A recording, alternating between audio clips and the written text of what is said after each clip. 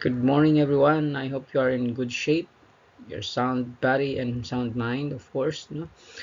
And as please bear with me as I am not with you for our face-to-face. And I hope it gives you enough opportunity to learn in this video lesson.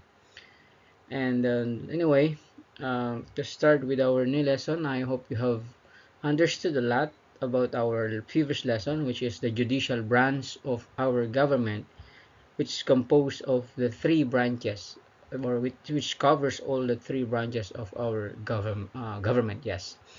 Now, to begin with our new lesson, let's have this analysis for from some personalities which pinpoint or which direct you or which will set you into our topic. Okay. So let's begin with this first slide. According to Peter Kropotkin.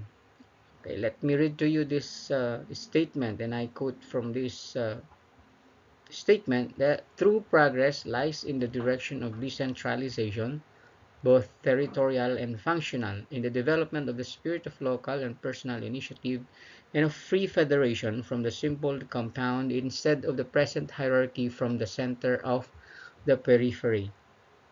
Okay, that is called according to Peter Kropotkin. Now, how do you realize or how do you understand this statement of Peter Kropotkin? Based from this, what can you say about his statement?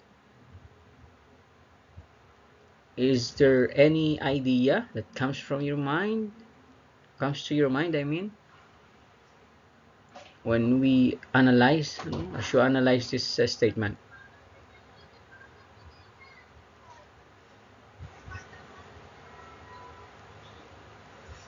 What's the key word in this statement? Mm-hmm. Okay, so yes, no, this the keyword as you read this statement, read between the lines, it tells you that the keyword is all about decentralization. Okay, so the main point of the statement by Peter Kropotkin is that uh, progress will come if no or yes if there is what we call a direction of decentralization. So that means progress can only be achieved through the process of decentralization. Okay, that includes what we call the territorial and functional. So when we talk of territorial, it's about our space, no, our territory, and functional meaning the function, no? The function of this body, no? or the governing body for the development of the spirit of local and personal initiative and of free federation from the simple to compound instead of the present hierarchy from the center to periphery. Okay. It only means that when we talk of decentralization, according to Peter Kropotkin, it states that decentralization from the word central, no? So whenever you understand the word, I always remind you of what we call uh, the the term um, understanding the meaning based from its term, okay, or the word itself. How is the word um, composed by or form, and that is what we call the etymological meaning. Now, decentralization comes from the word central. Okay, the main root or the main word or the root word for that is central. Okay, so decentralization, when we take de or de, that represents a negative connotation. Okay, so just like when we say increase, or increase is to add up. Now, for the negative meaning for that, if you add a certain prefix, we can say we can add it a prefix with a de or de. So Increase, the opposite of that is decrease. That is the negative of increase. So meaning when we talk of decentralization, the opposite therefore of centralization to central is decentral. Okay, that means going out of the center. Okay, so this is now relevant to our topic for today, our lesson. So decentralization, according to here, it denotes the what we call the center of management that should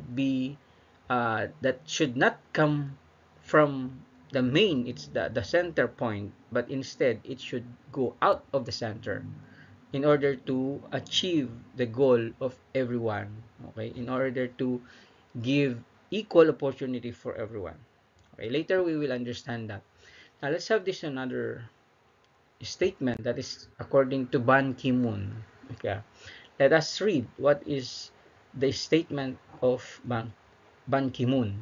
By the way, Ban Ki-moon is the former general of the United Nations, no?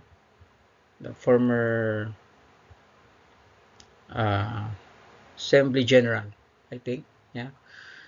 So, building sustainable cities and a sustainable future will need open dialogue among all branches of national, regional, and local government, and it will require the engagement of all stakeholders, including the private sector and civil society, and especially the poor and marginalized.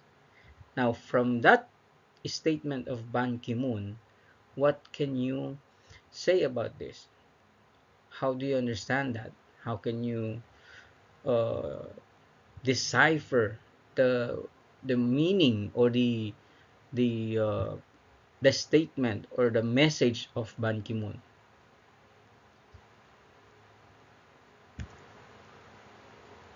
You see, it states here that in order to achieve progress, according to him, according to Ban Ki-moon, in order to build what we call sustainable cities. When we talk of sustainable, it is continuing to grow, or it means it will flow continuously. That is sustainable, meaning there is a stable and there's a stable state of the cities. Okay, that means it will continue to exist in a proper way. That's what we call sustainable cities. Just like in what we say sustainable environment. When we talk of sustainable environment, it will maintain, or it will maintain its state, or uh, it will have this what we call sustainable status. Okay, that means when we talk of in sustainable environment, this environment should be preserved from this generation to the next generation, which is when this present generation, what is the benefits being ex, whatever the benefits of the present of our environment today that is being enjoyed by the people, it should also be enjoyed by the next generation, or whatever generations to come. That is what we call sustainable, because it sustains. That means it can give benefit, or I mean it can maintain the status or the state of this environment even for the coming generations. Okay, so that is what we call sustainable. It does not deplete. Okay, hindi siya nasisira. That's what we call sustainable. So it's just like here in the statement of Ban Ki-moon, to build a sustainable city, when we talk of sustainable city, therefore, is a city that can exist even for the coming generations to come, preserving its culture, preserving its environment, preserving its natural state. That is sustainable. So, a sustainable future also, when we talk of sustainable future, that means the future will have the same. benefit or the same privileges or the same environment that they enjoy, the same form of government, the same system of society, or the same form of society that they'll enjoy in the future. We'll need open dialogue among all branches. So how can we have sustainable cities? According to Ban Ki-moon, we have to have an open dialogue among all branches of national, regional, and local government. Okay, kailangan daw meron tayong open dialogue from the central government, which is our national government, for example in the NCR, down to per regions and per towns or per barangay. Okay, and that will only be achieved if there is what we call the engagement of all stakeholders. So who are the stakeholders? Stakeholders are the people involved, okay? Agencies involved, institutions involved, societies involved. That is what we call stakeholders, including the private sector and civil society. So when we talk of private sector, these are the sector in our society where government has no control about them.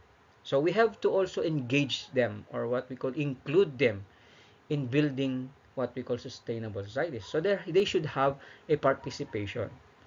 And also civil society. When we talk of civil society, these are groups, no, as we have discussed before, I think in the previous subjects. When we talk of civil society, these are groups of people, okay, if they form together for a common goal without any profit sometimes, no? That's what we call civil society. The main purpose of civil society is to address some issues in the society so that the government will address that, okay, will have to solve it. For example, civil society groups such as the Ibon Foundation. Okay, that's what we call civil society. They are non-government organization. There's what we call civil society. Ibig sabihin, ito ay society o lipunan ng mga taong nagkakaisa for a certain goal. And what is their goal? Usually, their goal is to address the issues in society. Okay, to make society better. That is civil society group. So they criticize the government so that the government will do or will will uh, will do something for it. Will carry out its mandate. Okay, will carry its obligations to society. That is civil society, and especially the poor and marginalized. So we have to include. There must be an inclusion of all of these stakeholders, the private sector, the civil society, even the poor and marginalized. Okay? So that there is what we call sustainable cities.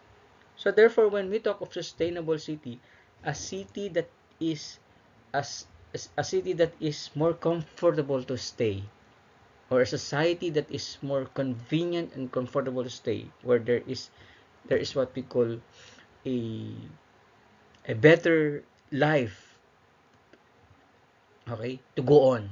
That is sustainable cities. So therefore, our topic for today is about decentralization and governance. Okay?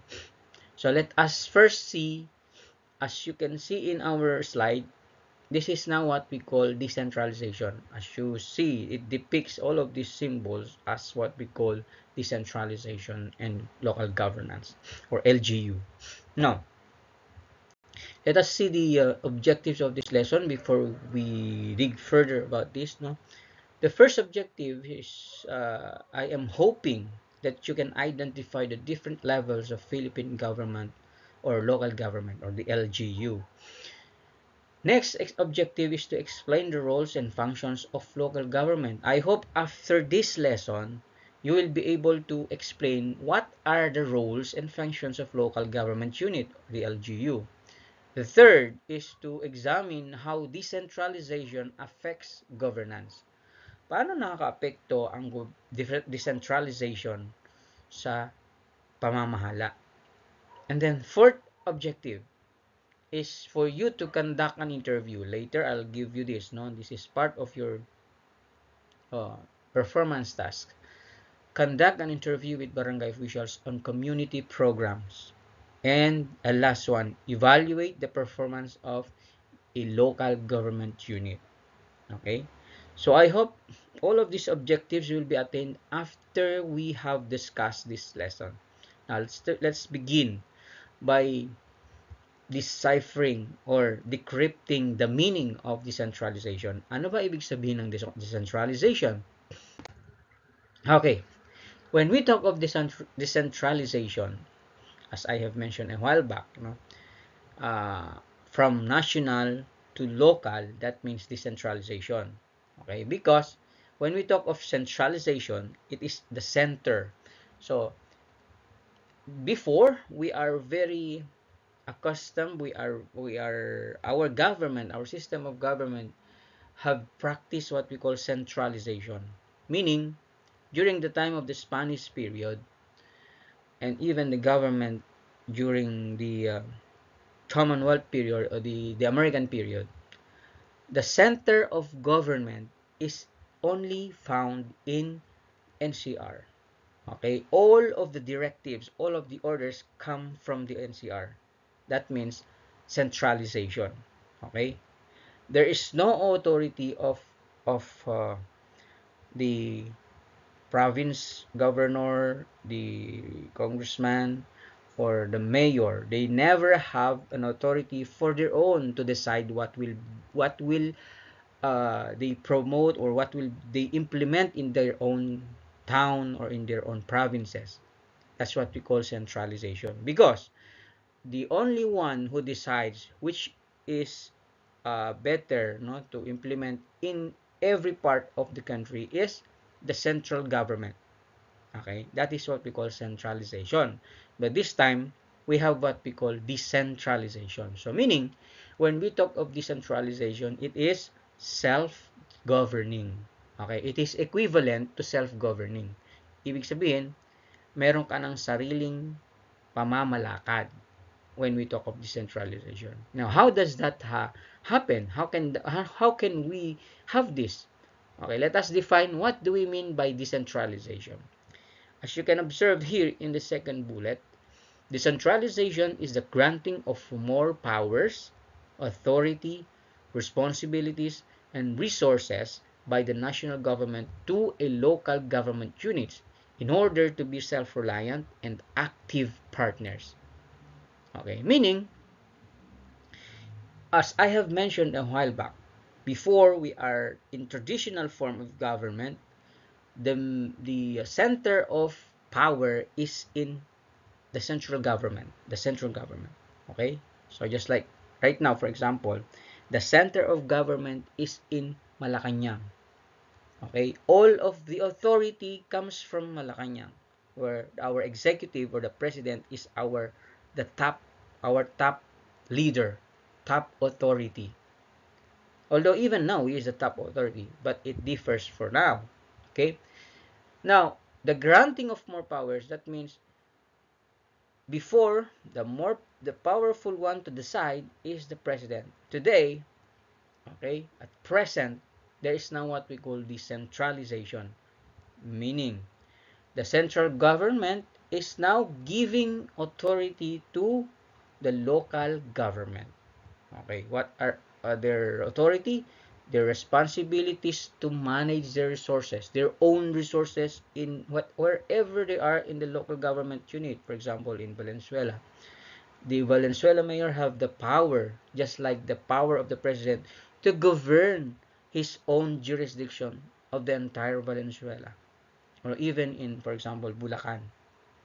The province of Bulacan is now being managed by the provincial governor. That is now what we call decentralization. Okay, what is the purpose? In order to be self-reliant and active partners, meaning you can now rely in your own resources, okay, in that area, by not just relying to our national government, okay. So that's what we call decentralization. Now later we will see what, hey, why is it that this is being implemented. Now another definition is that decentralization also is the transfer of power and authority from central institution, okay. The central institution is transferring the power to the lower local levels of government system. That now includes our from provincial government down to municipal government. Okay? Remember, LGUs or the local government units are composed of are composed of the province, the towns, the cities. That is LGU. Okay? In down to barangays. Okay? Where each of them has its own head. The provincial government is headed by the provincial governor. The municipality is headed by the town or municipality is headed by mayor, and barangay is also headed by the captain or the chairman, barangay chairman. So that is now what we call the composition of LGU. Okay, according to Raul P. de Guzman, generally decentralization refers to the systematic and rational dispersal of power. Remember, no? Ito na yung general term according to Raul P. de Guzman. It generally refers to the systematic and rational dispersal of power, authority, and responsibility from the center. Okay, remember? From the center, meaning from national government, which is here, found in NCR, okay, the Malacanang.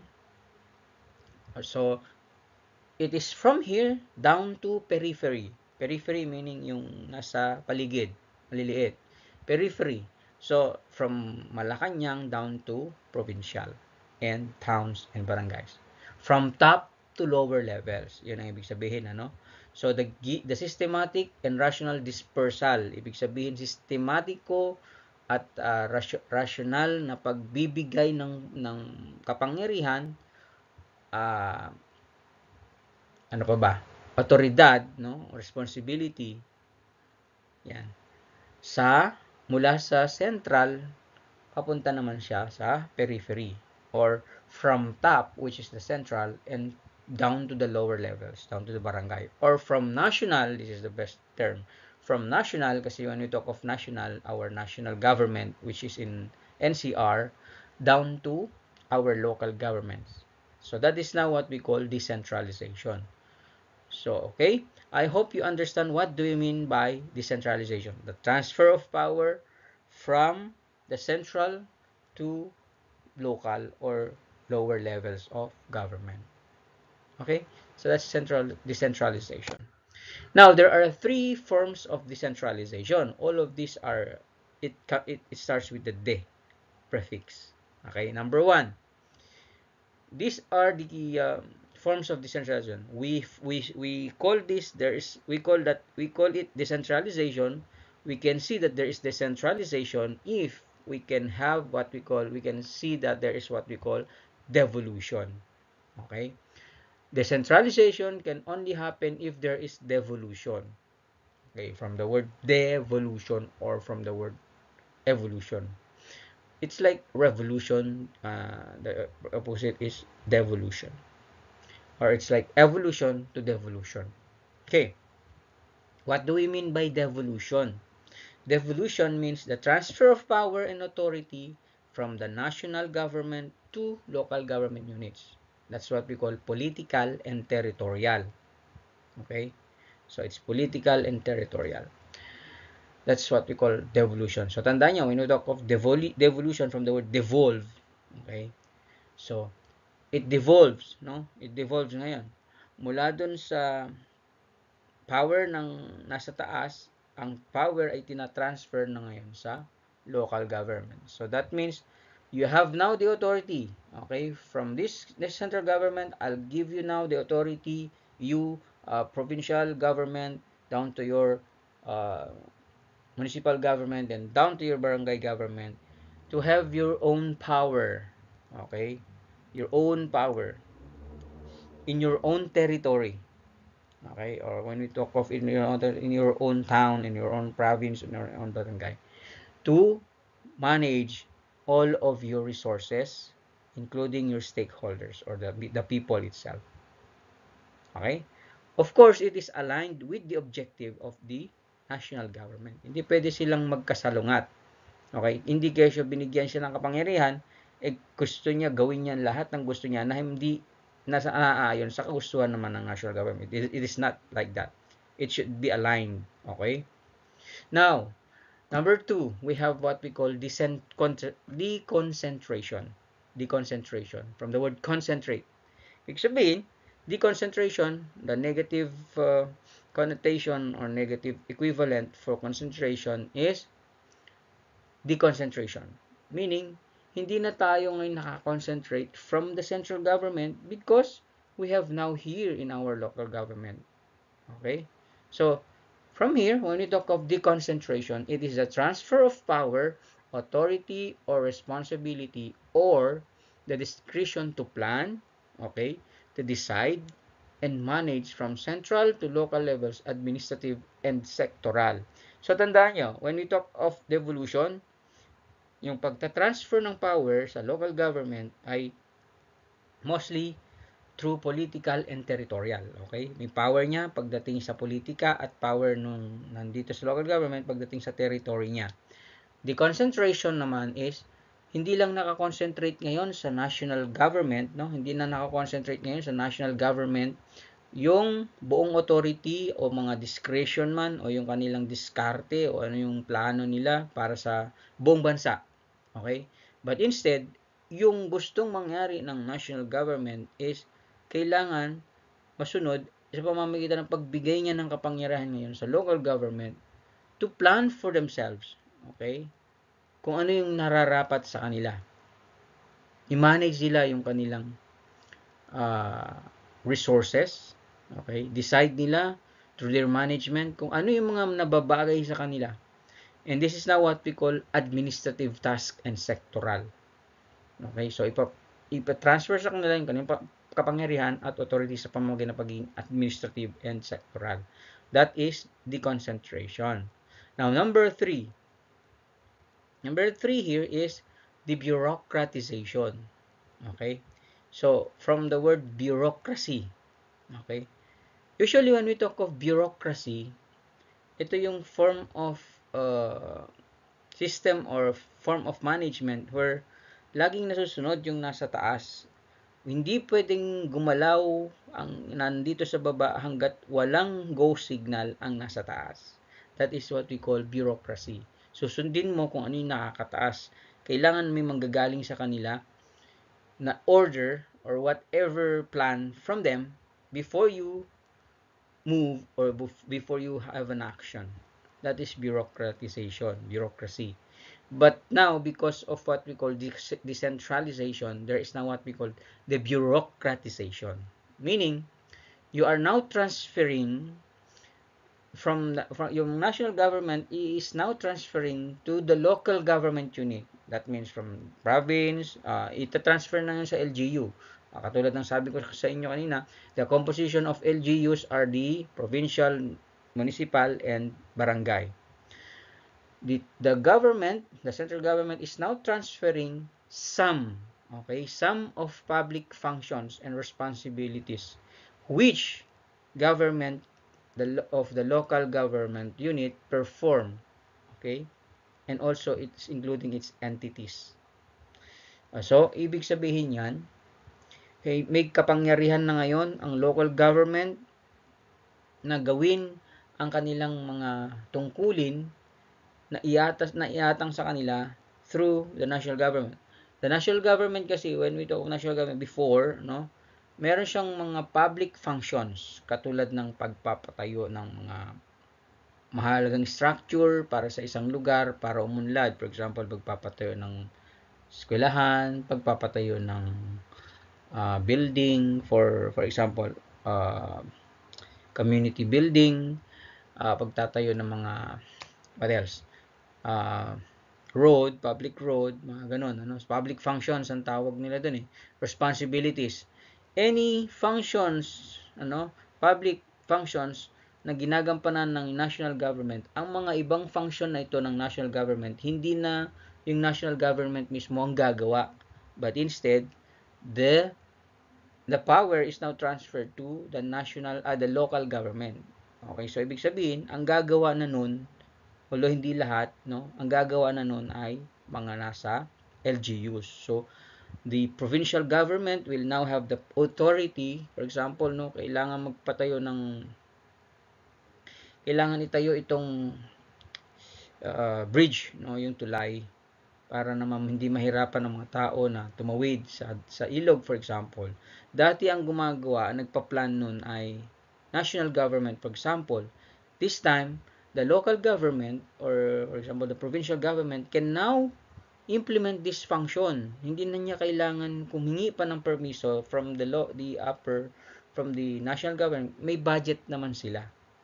Okay, so remember, in this decentralization, of course, kasabay nun, hindi na sila umaasa na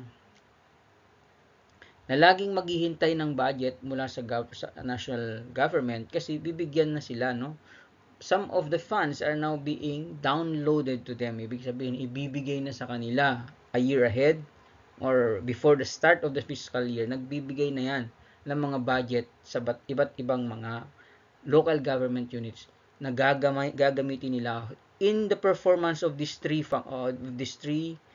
forms of decentralization, in carrying out the objectives and the functions of the national government. So yung ibang budget, mapupunta na sa kanila. So sila na yung bahala kung paano nila yon i-carry out or ipatupad.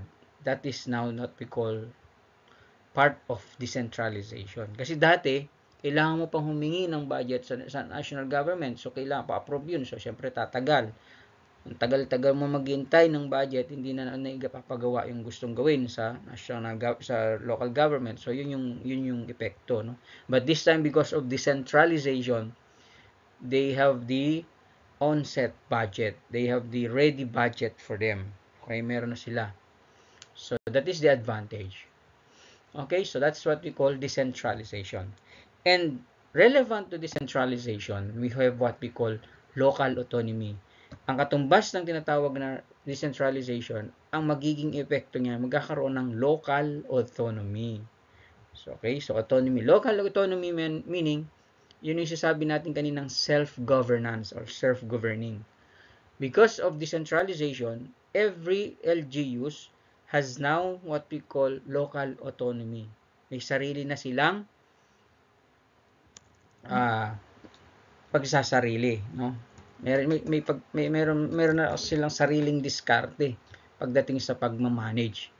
So autonomous na sila. Hindi na sila pakikialaman masyado ng national government because they are now self-governing. Okay? All of the functions of the national government is the same function being implemented by the local government kasi binigyan sila ng authority ng ating national government. So they are now self-governing. It is also the granting of more powers, authority, responsibilities, and resources by the national government to local government units in order to be self-reliant and active partners.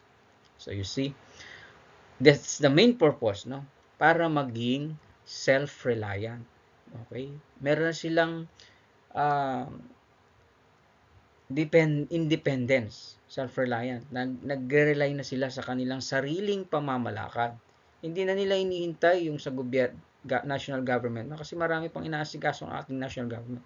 It cannot oversee all of them. Sa dami ng LGUs, sa dami ng probinsya, kaya ba niyang i-oversee yun? So yun ang advantage. Magkakaroon na ngayon ng sariling diskarte ang ating local government unit at magiging active partner siya ng national government. That's the advantage. Okay, the Philippine governance of the Philippines. let us see ano yung composition ng LGU. Binigyan ko lang kayo kanina ng insight, but let us cover all of this. No? What are the compositions, or what is the local government units of the Philippines? Okay, in our government, we are a Republican form. Okay, so when we talk of Republican, we are under we have these three branches of the government. We have the executive, which we tackled in the previous lesson. Legislative, which we have in the two houses. We call that as bicameral, or two houses. And then the judiciary. Okay, those are the three compositions of our Republican form of government. And then from our local government units, according to our present data, no, we have 80 provinces. I think this is 2012 data, no. Our local government units composed of 80 provinces, as you can see here. The 80 provinces here. And we have 143 cities as of 2012, I think. And again, cities can be increased, no, or cities can increase right now. Okay, it's not just 143, I think, today, because there are new stated cities, no, there are newly promoted cities in our country. I'm not familiar with that, but I think, no, there are new cities arise in our country today. So 143 cities during 2012, I think this is the survey. There are 1,491 municipalities. And for the barangays, we have 42,028 barangays. That is the composition of our local government units. Now let us define what do we mean by local government units. So local government unit is referring to the activity by which local officials, both elected and appointed. Remember, kasi sa ating government unit, sa ating barangay, merong appointed dyan at merong elected. But mostly they are appointed. Mostly they are elected. So when we talk of local government, it is the activity by which local officials, no, yung official natin sa lokalidad natin, especially our barangays, our mayors, and its councilors, or the provincial government, ano, from governors down to sangguniang panlalawigan, or sometimes we call that as bukal, no, implement the goals and manage the resources of the local government unit. So meaning, when we talk of local government, ito yung ginagawa ng ating local officials, no? Both ay ito yung mga na-elect at hindi, no, yung tinatawag na in-appoint lang. Okay? Sila yung nagpapatupad ng ating mga layunin, no, ng layunin ng ating gobyerno. Sila yung nagmamanage ng ating mga resources dito lang sa ating local government. Okay? So that is what we call local government. Now, these are the levels of Philippine local government. Tingnan natin yung level. As you can observe here, no, in our slide, the general supervision, these are the legends, there are two here.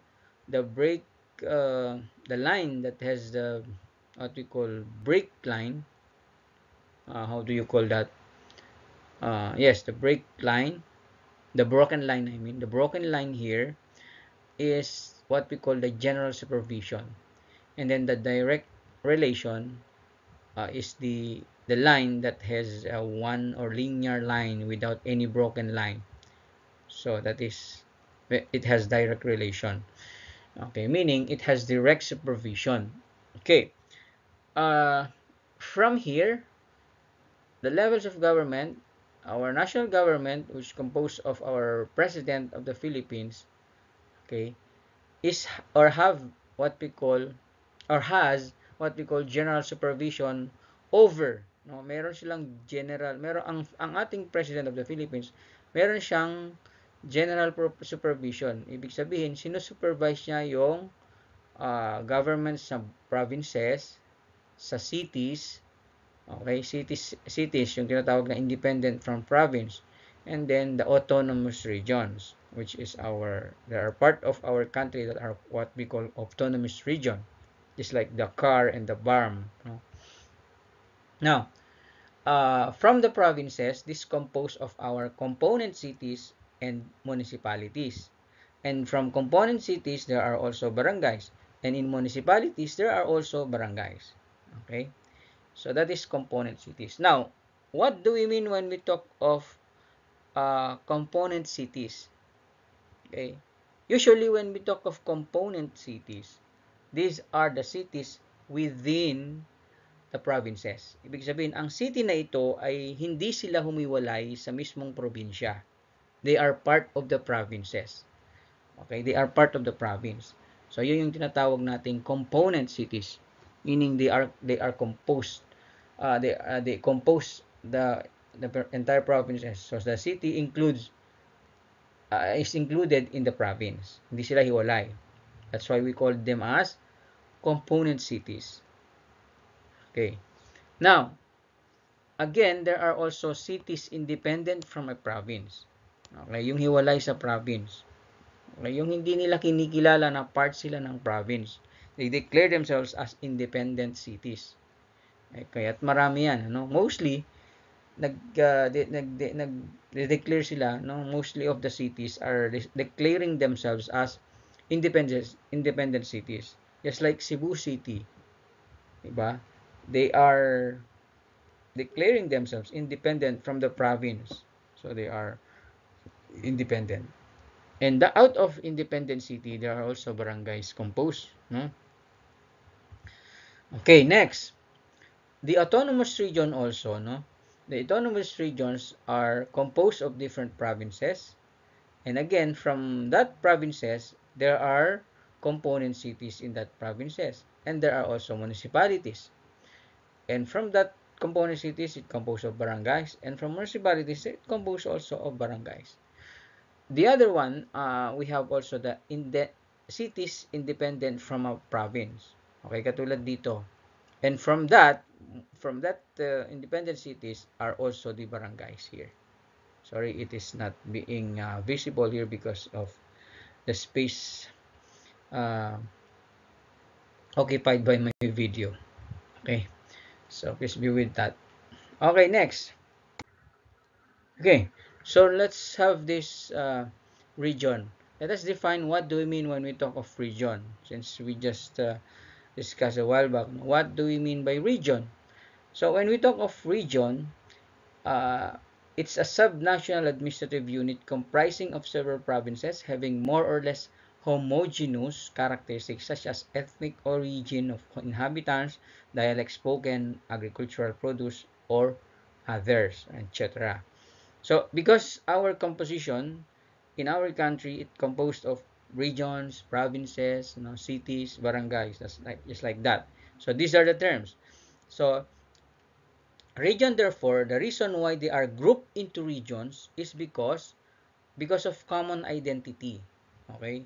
For example, in region 1, the reason why they are composed of this region is because perhaps they have the same or common language that they speak. So that's why they called them as region 1. Okay, they group them as region 1 and also region 2, perhaps because of their language or their dialect, or perhaps it's because of their same products. That is why they are grouped as region. Okay, just like in NCR, a National Capital Region, they are formed as one region because in National Capital Region, most of them are in Tagalog speaking provinces, or yes, if we compose that as provinces, no. But today they are all almost municipalities. So region, National Capital Region, composed of different municipalities in the entire Metro Manila. So they are grouped together because they have the same characteristics, perhaps, or they are adjacent to each other. Yan ang ibig sabihin na when we talk of region. The reason they are grouped together, it's because perhaps they are grouped because of having more or less homogeneous characteristics. Ibig sabihin, meron silang iisang pagkakakilanlan o katangian, katulad ng ethnic origin, yung pinagmulan ng kanilang ethnicity, yung kanilang dialect, no? Yung kanilang produce o yung kanilang produkto. Now let's have the other term, no? Okay, for also the term province. The reason why it is province, when you talk of province, it is the largest unit in the political structure of the Philippines. So it consists in varying numbers of municipalities and in some cases of component cities. Its functions and duties in relation to its component cities and municipalities are generally coordinative and supervisory. Okay? So in province, ito yung pinakamalaking unit, no, ng political structure sa ating bansa. Because the reason why it's the biggest or the largest unit of political structure, because it has many barangays, or it composed of different barangays, which also a subunit, and also different municipalities. That's why it's the largest unit in political structure. And we call the different what we call officials here, members of the provincial government, are the Sangguniang Panlaliwigan, where the head is the gobernador or governor. Okay. And then other composition of our LGU is the city. Okay. City, when we talk of city, there are three classes, no, of cities in the Philippines. So tatlong klase, no. Number one is, the first class is what we call the highly urbanized. Okay, the second is the independent component cities, which are independent of the province, as I have mentioned a while back.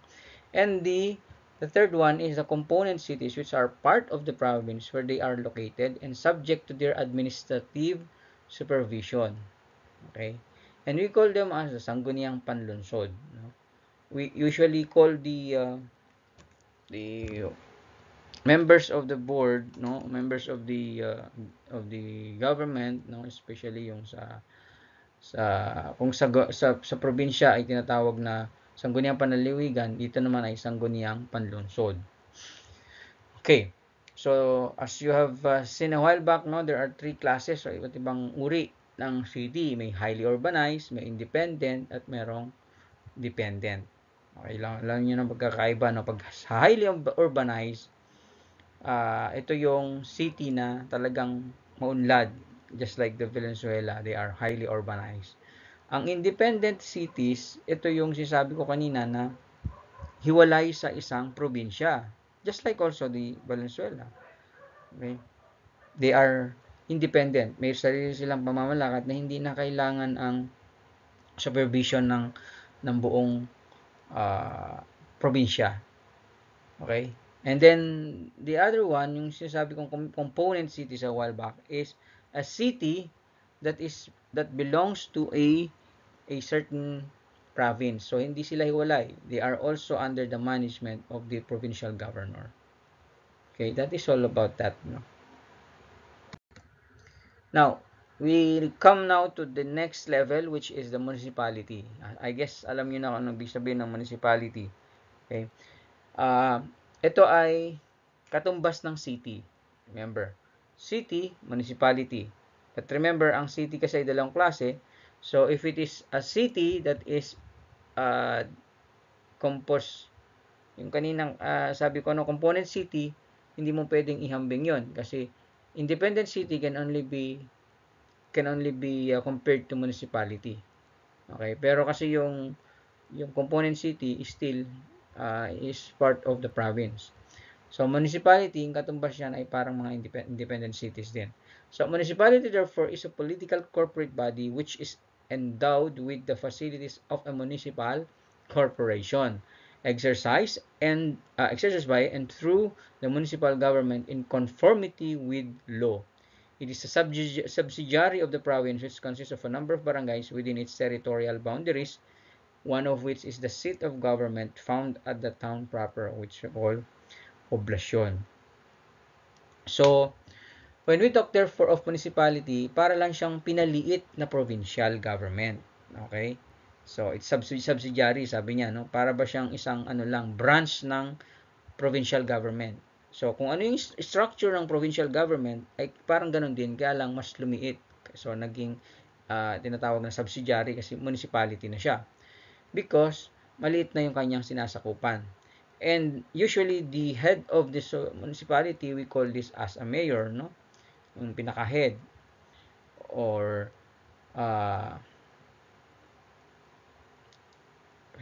punong bayan, parang ganon, but we usually term that as mayor. At ang mga members of the council, no, or the government is the sangguniang bayan, sila yung mga members. Sa city naman ay sangguniang lungsod ang members ng council. Sa province, sila yung sangguniang panlalawigan. Okay, let's move to the last level, or the lowest level of government, which is the barangay. This is now what we call the smallest political unit into which cities and municipalities in the Philippines are divided. It is the basic unit of the Philippine political system. So how do we determine if this is barangay? This is composed of barangay now. Therefore, when we talk of barangay, it consists of less than 1,000 inhabitants. If it's more than 1,000, perhaps they will make that as 2 barangays. But if it is less than 1,000 or 1,000 or less, no, it is now considered as 1 barangay. Okay? So less 1,000 inhabitants within the territorial limit of a city or municipality and administered by a set of elective officials, no, led or headed by barangay chairman, o yung tinatawag nating punong barangay. Now, there are two members of the council, the Sangguniang Kabataan and Sangguniang Bayan. Now, let us see the evolution. Tingnan naman natin ngayon ano yung pinagkaiba nung local government unit noon at saka ngayon. Okay, noon meron tayong mga tinatawag na kabesa de barangay. Meron tayong alkalde. Ito yung panahon ng Kastila, no? Kabesa de barangay, alkalde mayor. So, noon, ang tawag sa head ng barangay ay tinatawag na kabesa de barangay. At ang head ng city noon ay alkalde. Okay? At ang head ng province noon ay alkalde mayor.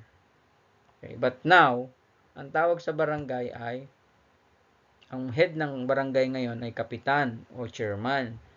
The second one, yung city ngayon, tinatawag pa rin siyang alkalde. Okay, or mayor. But in the province, kung noon ay alkalde mayor, we call this as gobernador. Okay, gobernador na ngayon. O sometimes you call that as punong panlalawigan. Okay, kapag Filipino term. Now let us analyze what are the criteria for the creation, merger, and division of local government. Ano yung mga criteria sa pag-create? Ano yung mga dapat isaalang-alang sa pagbuo ng probinsya na tinatawag na highly urbanized, independent city, component city. Okay, merger and division of local government. Okay, ito na yung criteria para mas maintindihan, no? Pagka tinawag nating province, no? What is the criteria to become a province? Anong pinaka-criteria niya? Dapat ang province ay composed of land area na meron siyang dapat 2,000 square kilometer. Okay? At least 2,000 square kilometer ang province. Okay, yun ang size. And then, ang population dapat ng province should be 250,000. Okay, ito. 250,000. At ang income niya dapat ay hindi bumababa sa 20 million. Okay? So, matatawag nating province yun. Yan yung prerequisite para matawag siyang province. Now, what about the highly urbanized city? Okay, we can recognize or we can categorize a certain city kung ito ay highly urbanized, kung ito ay sumasakop sa 100 square kilometer ang size at merong population na 200,000 na population. At ang kanyang kinikita per year dapat ay nasa 50, I don't think if it is per year, 50 million ang kanyang income. Okay, at least 50 million. So, ang laki, no? The second one, for a certain city to become an independent city, same, no? Size is 1,100 square kilometer. And the population should at least 150,000. And the income should have 100 million. Okay, should have 100 million. And then the component city, still on 100 square kilometer at 150,000 population, ang kinikita niya dapat ay 100 million. Okay, so yan, para matawag natin component cities. So these are the criteria.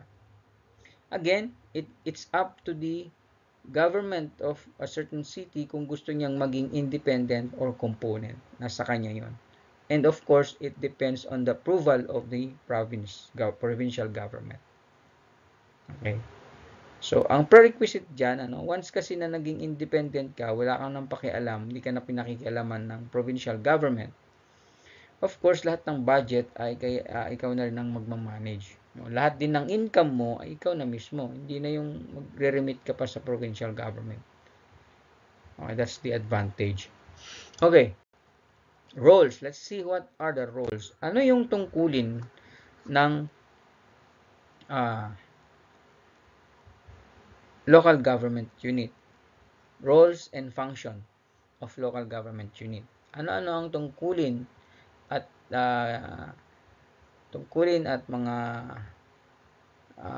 gampanin ng local government? What are the roles and function?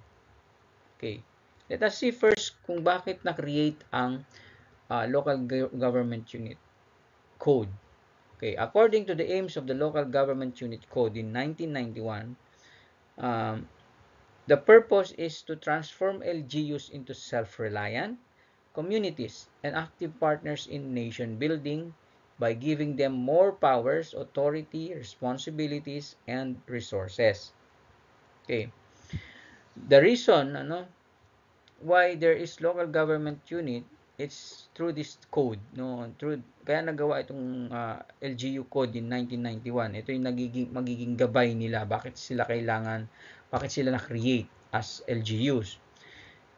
The main purpose is it hopes to achieve economic development at the regional and local levels by giving local government entities more freedom in carrying out their programs that are suitable in their areas. Okay? So, local government entities, more freedom in carrying out their programs that are suitable in their areas. So, the main purpose therefore here is that kaya sila naging decentralized, kaya binigay sa kanila yung power na magkaroon ng autonomy para mas matututukan nila. Okay? They will address their own issues. They will solve their own problems because they are there. They can see what are their needs. Hindi na yung kailangan ba ang gobyerno pa ang titingin sa kanila. At least they carry out their programs kung ano yung program na nararapat sa kanila. So, sila mismo ang mag-identify kung halimbawa, kailangan natin ng job creation kasi walang trabaho. So, siguro kailangan nating mag-create ng maraming trabaho. That's one. Okay? So, yun yung mga kailangan. Kailangan siguro natin magpatayo ng maraming infrastructure katulad ng irrigation kasi tayo ay nasa agricultural sector, nasa agricultural ang ating ikinabubuhay, lalo na sa mga tao natin. So, kailangan natin itong gawin. That's an example of what we call the aim of local government code para ma-address yung issue na to. To carry out their programs that are suitable for them. Remember, suitable for their area. So, what about in the areas near the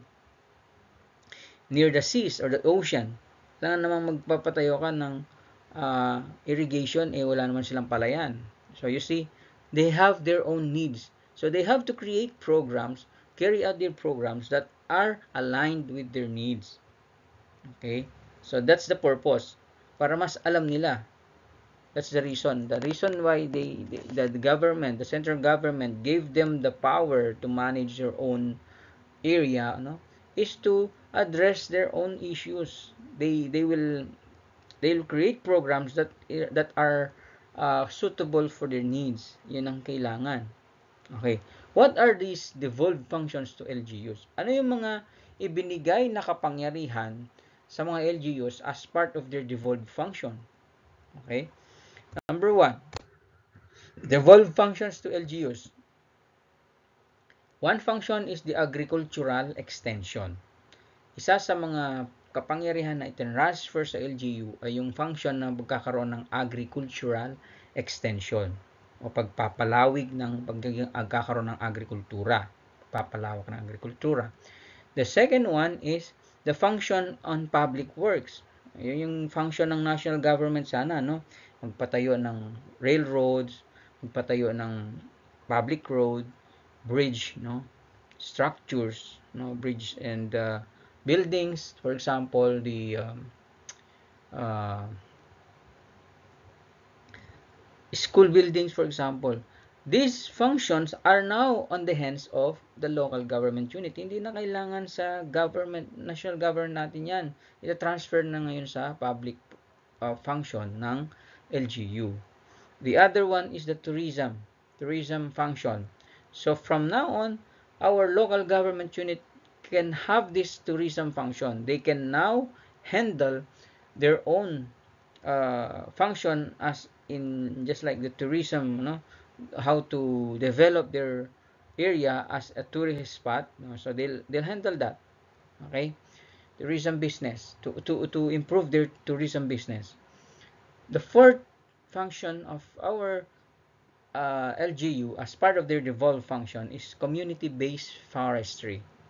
Okay, community-based forestry meaning our government, our national government is not connected now, or it's not directly involved now in the community forestry, but instead it is up now to the local government whether they are implementing this or not. But definitely they should, okay, they should have a community-based forestry, especially our environment today is depleting. So ang dami ng nakakalbong gubat. So there should have a community-based forestry. So meaning it is now implementing forestry based on their own local area. Okay? So pagpapalago ng community-based forestry. The third is school building program. Some of the government program is to implement, ano, for example, our national government, ang priority niya ngayon, for example, ay magpatayo ng school buildings kasi we lack school rooms or school buildings. There are many students who are now in the provinces or other part of the country that are lacking of this infrastructure. Okay? Wala silang enough building. Sometimes it's too crowded, or sometimes there are no buildings for them. So there is what we call lack of buildings. So from this function of national government, it is now being transferred to the function of the LGU. So the LGU can now propose to have their own project to implement this. Okay, to establish or to create this, no, to have a school building program, meaning in their own area, if they see or deem it necessary to establish a school, then they have to, okay, since they have their budget. Again, there is also another function, which is telecommunication. They are now in control of the telecommunications company. They are now directly involved in this participation of telecommunications company, whether or not this telecommunications company will make or will establish their structure in your community or not. That's why today, if a network company wants to build their tower or any communication structure in the area, or for example in any provinces or in any any town or cities, they have to have their permit, to get their permit from the local government unit. Okay, it's not now up to the national government, but to the local government unit. So that's telecommunication. Again, another function is there about field health and hospital services. So hindi na yung national government pa no mag-decide, but instead the national government can have this authority to implement, okay, to build health and hospital services, okay, or to make an improvement for their community hospitals or anything that serves the public for hospitalization or for health. The other one is we have social welfare services. Okay. Again, in our local government unit, we have also CSWD in the cities, no? Or in municipality, MSWD, we call that, no? Social welfare service. And then we have also the housing service. The national government is now transferring this authority to the local government unit para magtayo ng for example housing project or housing problems. So kailangan ang local government na mag-manage niyan. And others like investment, no? Investment programs are now under the local government unit kung nasaan yung pwedeng mag-invest. So you see, these are the devolved functions given by the national government to LGUs.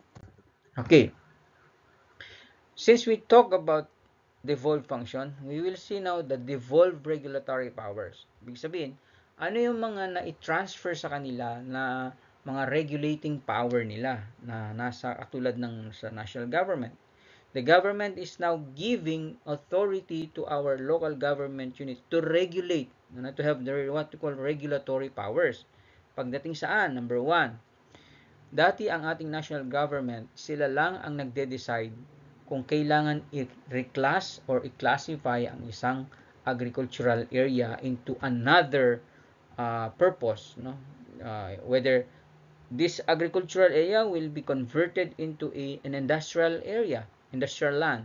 So, dati ang national government ang nagde-decide, but today ang local government, katulad ng provincial government, municipal government can now decide whether this area could be classified as still agricultural or other purpose. Yan yung regulatory powers ng gobyerno, no? Ng local government. Second, ang na-transfer sa power, isa sa mga power ng regulatory power ng ating LGU is to enforce environmental laws. Dati ang DENR ang nag-enforce ng regulatory power about environment laws. Katulad na nangyayari ngayon sa one of the prestigious site in our country, no? One of the best or one of the site in our country that is listed in what we call wonders or the heritage, no?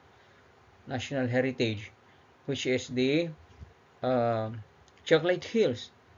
If you have watched some news or heard the news about the present situation, you see the environment, the Department of Environment and Natural Resources has the direct has the supervised power or regulatory power, but the devolved function of the local government unit, it gave the power for the local government unit, especially in Bohol, no, to have these regulatory laws about this and use of environment, use of this what we call uh, land development, no?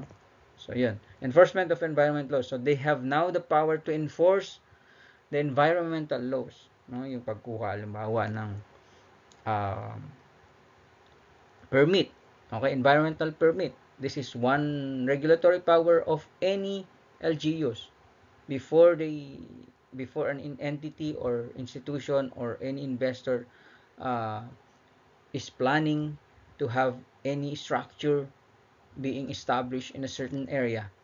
So they have this what we call environmental powers, no? environmental regulatory powers by the LGU. The third is that they have also the regulatory powers such as inspection of food products and quarantine, which is supposed to be a direct supervision or is direct control of our national government unit, which is the BFAR. But today, it is being transferred to our local government unit to oversee or to supervise in the local level about the food safety and security. Okay. Number 4, there is also a regulatory power given to our LGU, the enforcement of National Building Code, okay, or the safety code of building. Before you start, for example, in Valenzuela, before you plan to establish or to build your structure, you have to get a building code, because building code permit is a certification that your building pass the safety standards. Okay? So again, the LGU has the power for that. Instead of the national government unit, it transfers the national government transfer this power as regulatory power sa ating LGU. Number 5, we have the operation of tricycles or the TODA. This time they are given the power, regulatory power, yung ating LGU unit, LGU no, or local government unit. Sila na yung namamahala doon kung whether they will give any authority to operate certain tricycles. Number 6, processing and approval of subdivision plans. Okay? Dati ang namamahala diyan directly are the national government or is the national government, but today where if a certain area wherever subdivision plan is to be built, that certain municipal government involved in that area should have the power regulate that subdivision plan or that program. Number 7, we have also the establishment of cockpits. Okay, so again, the LGU is now involved or is now in control. They have the regulatory power whether or not to have a cockpit arena, just like in our case in Valenzuela, because the mayor doesn't want to have cockpit arena, so there is no cockpit arena in Valenzuela. Okay? Kasi ayaw niya ng ganon. So that's the power. It's regulatory power. Whether they want to build, whether a certain inventor wanted to build, he cannot do anything without the provision, without the permission of the LGU. So that is now the regulatory. They regulate. Okay? So these are the 7 regulation power, no, regulatory power. Devolved regulatory power of LGU. Number 1, they have the power to reclassify of agricultural lands. They have the power to regulate the enforcement of environmental laws. They have the power to regulate inspection of food products and quarantine. They have the power to regulate enforcement of national building code, the power to regulate operation of tricycles, and number 6, the power to process and approve subdivision plans, and number 7, the last one, the power to establish cockpits. So those are the regulatory powers given to our LGU. Now, some effects of decentralization in government.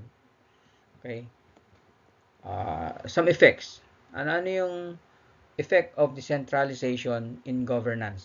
Some effects of decentralization in governance.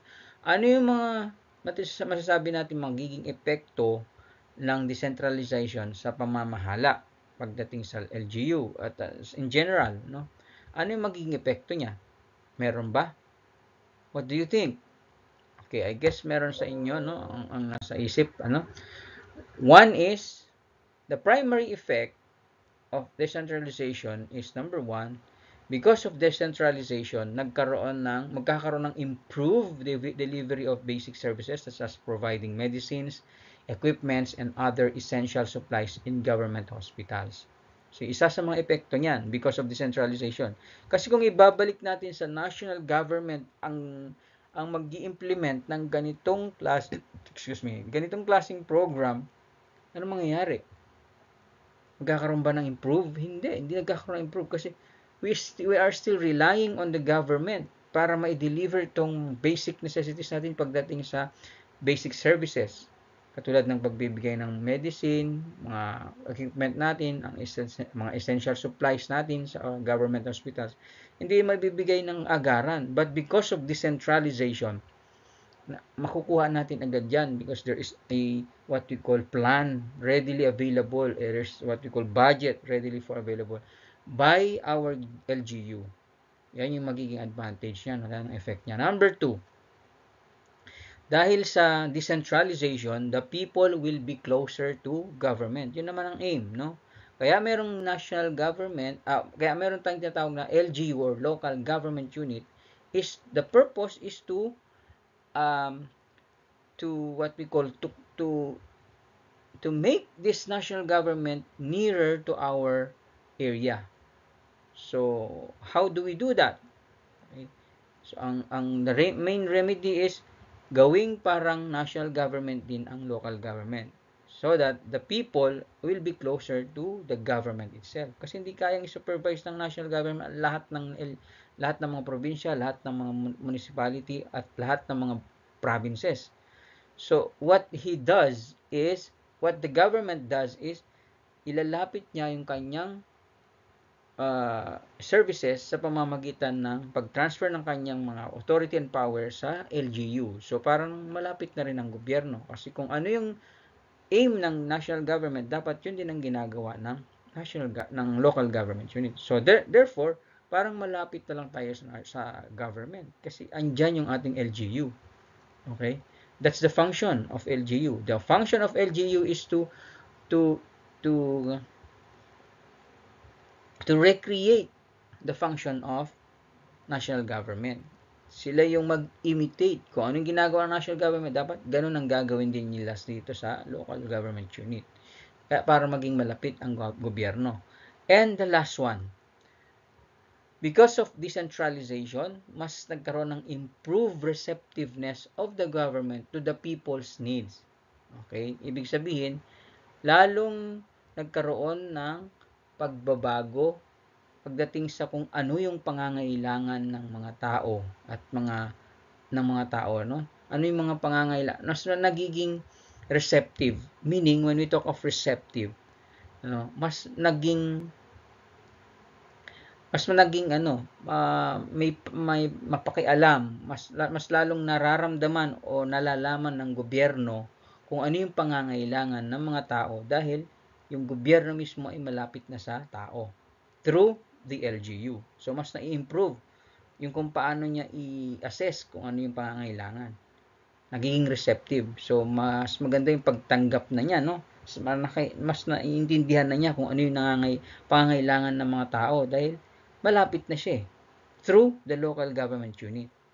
So those are the 3 effects of decentralization in governance or the LGU. 3 effects of decentralization in governance. The national governance, yan yung nagiging epekto ng decentralization. Yung 3 na yan. Okay? Any question? Question? Alright, I hope naintindihan na, and at the end of this lesson, I hope if you go back to our previous guide questions or objectives, ay kaya nyo na sagutin ang mga yon because later I'll give you your activity after this discussion. Okay, if there are no more questions, I'll see you in the next video and expect your performance test after this. Okay? Goodbye class and see you in the next video. God bless.